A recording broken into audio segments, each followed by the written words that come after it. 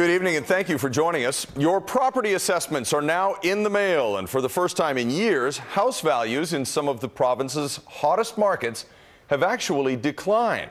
While most assessments will reflect a slight change from last year, others will come as quite a shock, reflecting a definite cooling off of the real estate market in places that were once white hot.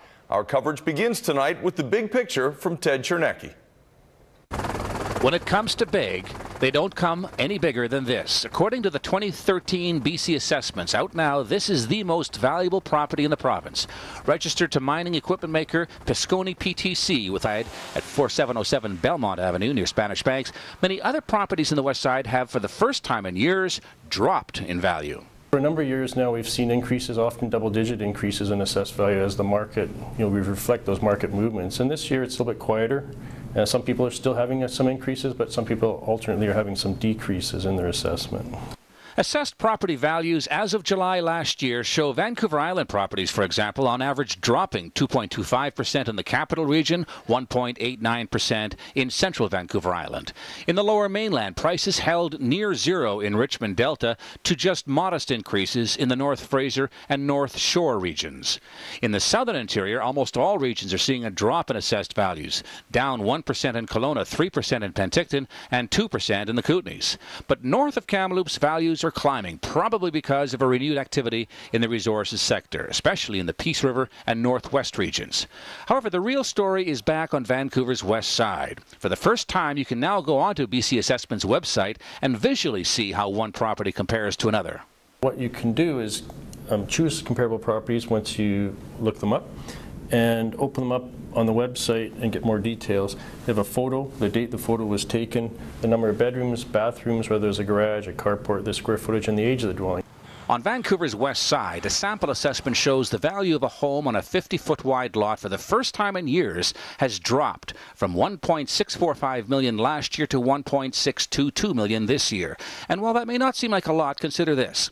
That property on Belmont went up from $31.5 million last year to $39.3 million this year, a whopping increase of $7.8 million. Increases like that and similar jumps in neighboring mansions skew the overall assessment on Vancouver's west side higher, meaning the average home here may be worth even less than what's on this year's assessment. An area with the most significant decrease in property values is the Sea to Sky corridor, especially in the resort community of Whistler. As an example, the assessed value of one home pegged at more than $1 million last year fell by $65,000. And while a lower assessment isn't great news for people selling their homes in Whistler, it can be good news for buyers. For homeowners living in this world-class resort, they'll likely be paying less property tax. That's because for the first time in years, property assessments in Whistler are down.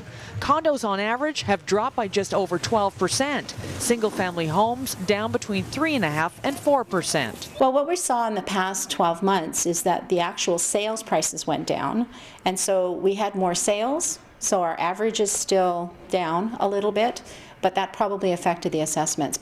In other words, assessments are down because general prices are down, much of which is being attributed to the downturn in the global economy. Specifically in 2008, when the U.S. economy took a nosedive.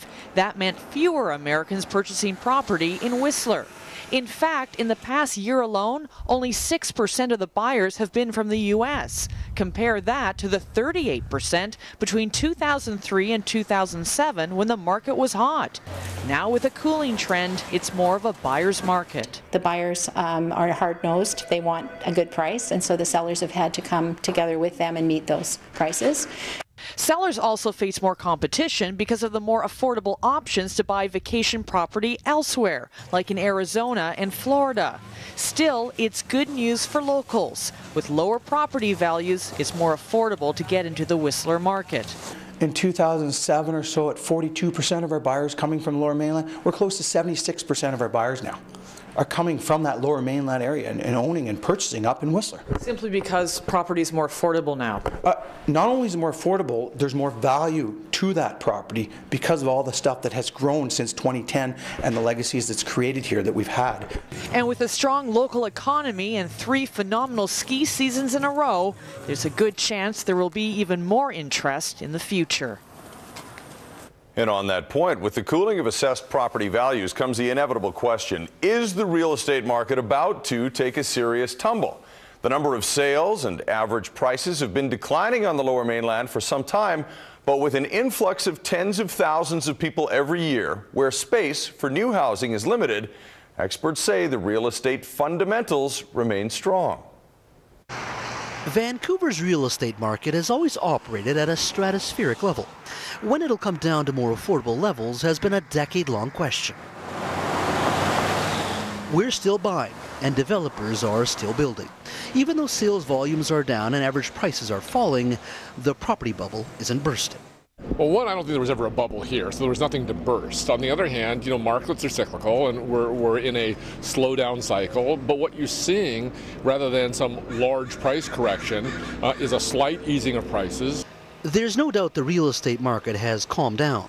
Home sales have dropped 27% from November 2012 to 2011.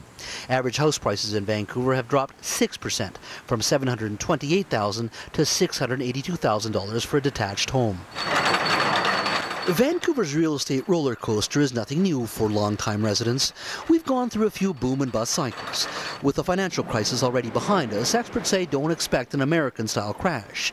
It doesn't, however, change the fact that house prices have at least doubled in the last decade, while salaries certainly haven't, meaning a new normal for young homebuyers. If I'm living in, say, Winnipeg, or if I'm living in Calgary, I expect to be able to start with a house. No one's expecting that here. And I think there are a lot of households who may expect never to own a single-family house here, but to move into a large townhouse. And so, what we see here is the same thing that you'd see in London or you'd see in Hong Kong, where people's expectations of what they're going to own is different than, say, the standard Canadian dream. The real estate market's big chill in many ways is self-inflicted. Last summer, Finance Minister Jim Flaherty cut the maximum length for insured mortgages to 25 years from 30, mostly to soften Toronto's dangerously hot condo market, which also took the steam out of the Vancouver market. Those in the industry say the shorter amortization and tough talk was an overreaction. Well, I think this most latest tightening from 30 years to 25 years may in fact be unnecessary.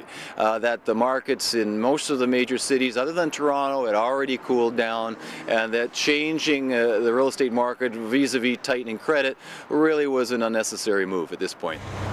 So experts say don't expect a huge price collapse or an increase anytime soon. Sadly, a flat Vancouver market is still out of reach for many.